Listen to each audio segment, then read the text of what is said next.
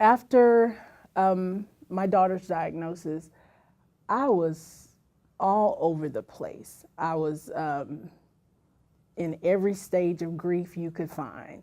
I was taking my children to a therapist at 8 o'clock in the morning, trying to get my husband to work 45 minutes early so I could get 3 small children to a therapist's office.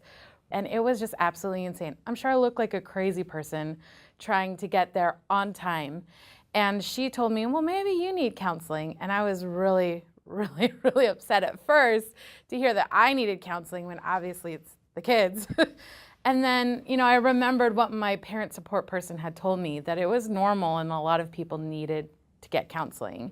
Honestly, I think the first step is going through the door, talking to a therapist, getting to know them. Eventually, once you kind of get into a comfortable place with a counselor, it was my favorite day of the week. I think probably the most value of counseling, at least in the beginning, and the most important thing is, boy, we all just want to be heard, and we want to be heard correctly. We want someone to understand. Me kind of being a witness to their pain, their struggle, while somebody else is kind of hearing it and sitting back and not under pressure to respond, that right there seems to move things along in a better way.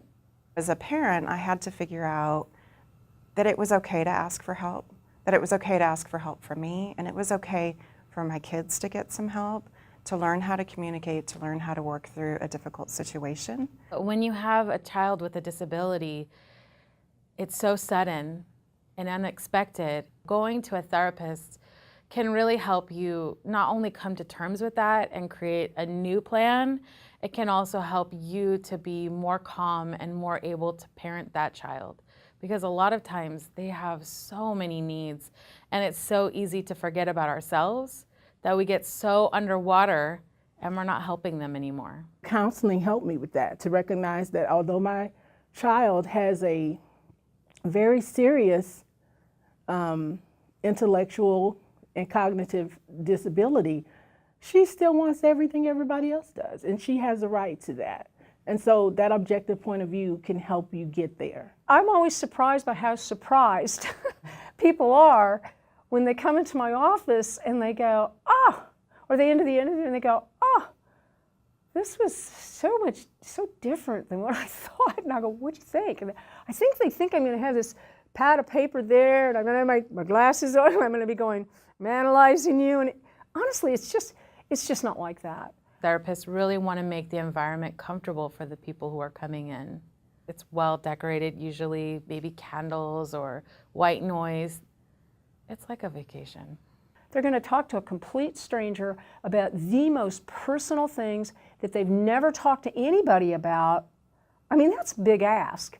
So our job is to make doggone sure that we are extremely diligent about doing anything we can from our office furnishings, which should be just warm, inviting, to just our demeanor, Come in.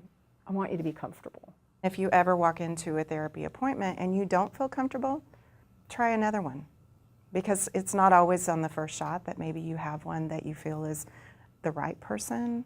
But I think once you find the right person, you feel better about going in. There's therapists that you can do individual to the child, therapy for parents, therapy for families, therapy for couples. There's local authorities, there's find out who other parents are using. Kind of do your homework, see what's out there in the community. It's toxic to keep your feelings inside, and it'll deplete the energy that you need to be there for everybody in your life. You're sad about a very, very real thing, or scared. So you want to be around, you want to reach out to, like I said, your circle of friends. It could be your church, it could be anybody in your world, your family, but it's people who aren't going to judge you. If you either need more or that's not enough, that's when counseling, to me, comes into play. I would say trust your intuition. What feels right in your heart and your spirit and your soul, that is going to take you to exactly where you need to be.